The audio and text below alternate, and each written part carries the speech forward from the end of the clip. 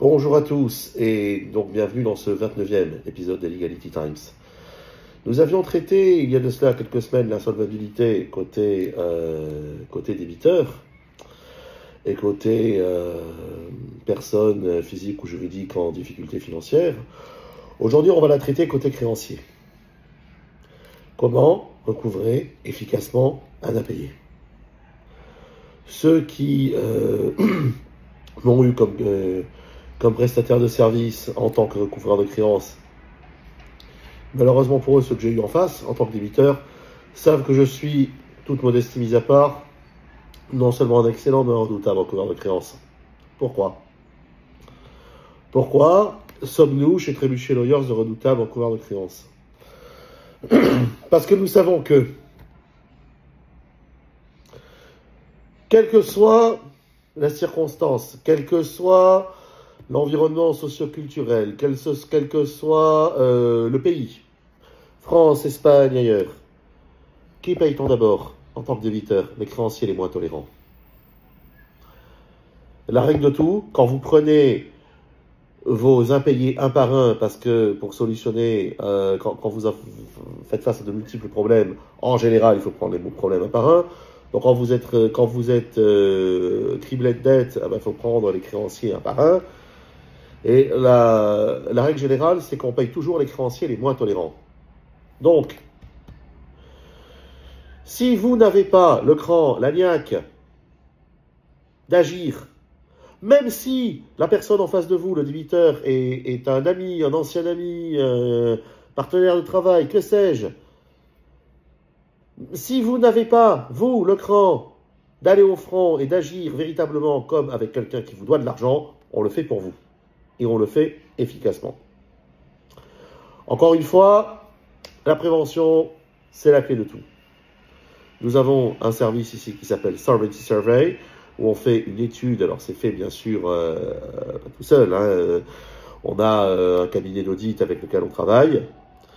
On a ici toute une base d'informations qui sont accessibles par ce qu'on appelle le Rechttor, qui en Espagne est la transposition de la figure anglo-saxonne du PRO, figure anglaise du Public Relations Officer, et qui, lui, à son niveau déjà, peut vous établir une première étude de viabilité. Il y a toutes les plateformes classiques, ASNEF, RAI, etc. Le tout est de savoir non seulement aller chercher l'information, mais de savoir la traiter. Donc nous, on le fait. Et vous savez, avant de vous engager sur un contrat, du simple bail au montage de société, en passant par la fourniture de services ou à plus forte raison de biens matériels, vous savez si la personne en face a non seulement la capacité financière, mais a également souscrit un contrat de responsabilité civile et professionnelle. Il faut savoir que depuis le 1er septembre, en tant qu'avocat, nous sommes obligés, à chaque signature de contrat avec un client, de justifier de notre responsabilité professionnelle. Ici au niveau du barreau de Barcelone. C'était déjà le cas à Paris. Maintenant, c'est le cas à Barcelone. Ça devrait s'étendre dans toute l'Espagne bientôt. C'est une très bonne chose. Là, qui que soit la personne que vous avez en face, vous faites pareil. Et vous allez chercher l'information. Maintenant, les situations peuvent changer.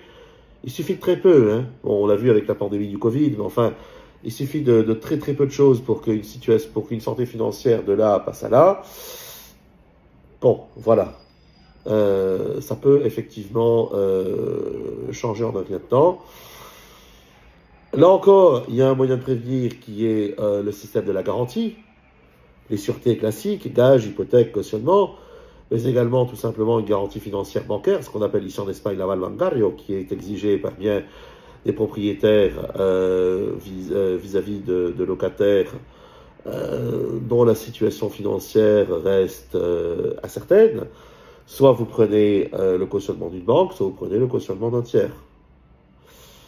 Idéalement un fonctionnaire, ou idéalement, dans la limite de ce qu'il pourra payer de loyer, mais idéalement quelqu'un dont les revenus sont garantis.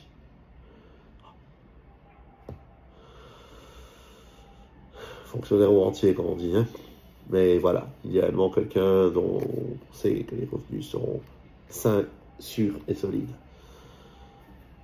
Bon, l'image d'Épinal, encore une fois, ne tient pas toujours, et parfois, eh bien, vous avez, je veux dire, si vous n'avez pas pris le soin de prendre de caution, ou si la caution fait défaut pour X ou Y raison, eh bien, même des fois, vous étant entouré de toutes les garanties, vous faites face à un payeur indélicat.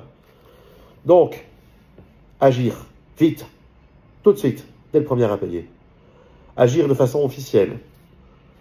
En France, c'est un commandement par voie d'huissier, après une première lettre de mise en demeure. En Espagne, encore une fois, la figure de l'huissier n'existe pas, ce sera un mi-chemin entre l'RR et l'huissier, un instrument qui s'appelle le burofax.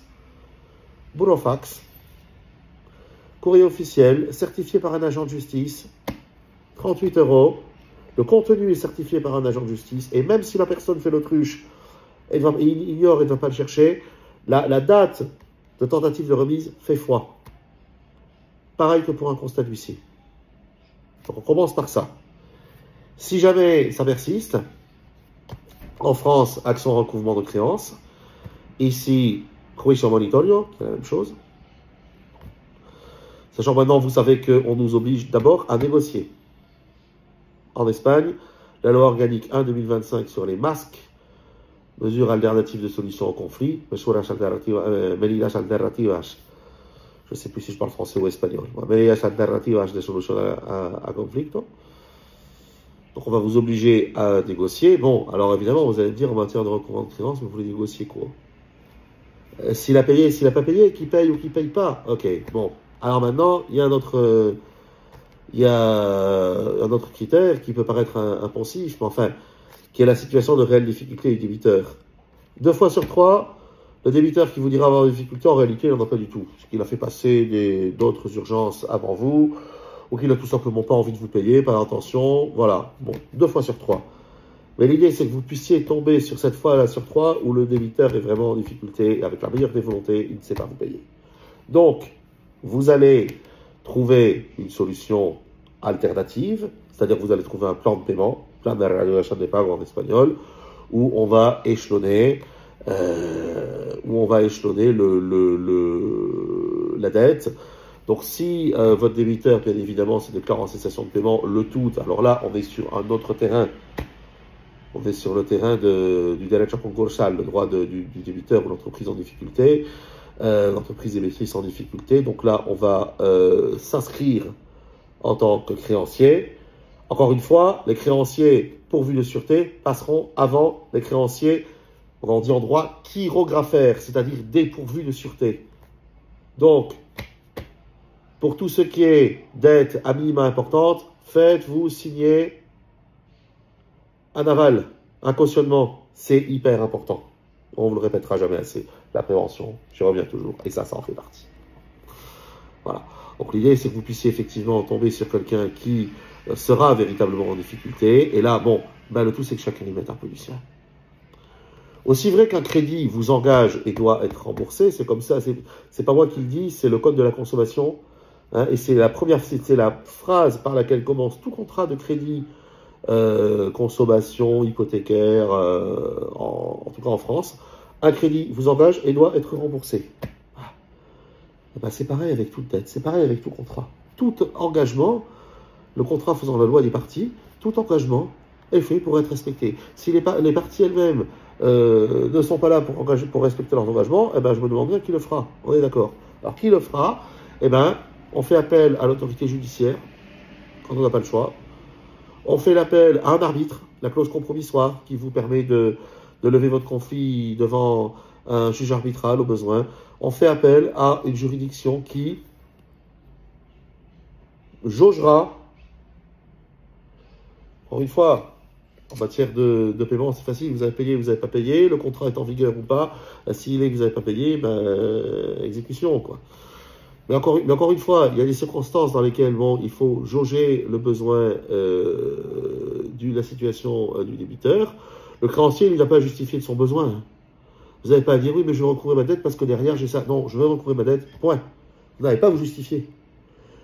Alors, bien évidemment, c'est d'autant plus justifiable si vous avez une dette locative à recouvrer que derrière vous, vous avez un prêt. Ça, oui. Mais je veux dire, vous n'avez même pas à le mettre en avant. Ce sera un argument de plus, mais vous n'avez même pas à le mettre en avant. C'est je recouvre ma dette. Ouais. La question n'est pas de savoir si vous la recouvrez, mais comment et quand vous la recouvrez. Donc, encore une fois, il faut être accompagné d'un professionnel compétent et efficace pour savoir entériner un plan viable et s'assurer, être sur le dos du débiteur, hein, et lui courir après s'il le faut, mais le faire efficacement, y compris sous la menace d'emploi de voie de droit, naturellement, hein, surtout pas autre chose, mais y compris sous la menace d'emploi de voie de droit, et y compris d'exécution forcée, et y compris de saisie de surcompte et d'ATD, de saisie de biens. Oui, eh bien, vous pouvez, lorsque vous engagez un avocat compétent en la matière, vous pouvez compter sur quelqu'un qui assurera le suivi jusqu'au dernier euro. Sachant que la saisie sur bien en Espagne, alors soit si c'est une dette prud'homale, vous en tant qu'employeur, soit si c'est une amende pénale, soit si c'est une dette fiscale, la saisie sur bien n'existe pas. Même pour saisir un véhicule, c'est extrêmement compliqué. En France, bien évidemment, vous donnez mandat à l'huissier, puis c'est fini. Maintenant, ça s'appelle commissaire de justice d'ailleurs. Il exécute tout, c'est fini. En Espagne, on en est encore loin. Mais enfin, je vous retrouve la semaine prochaine pour un 30e Legality Times, un peu hors série, vous verrez. Et cette fois-ci, direction l'autre côté de la Méditerranée. À bientôt!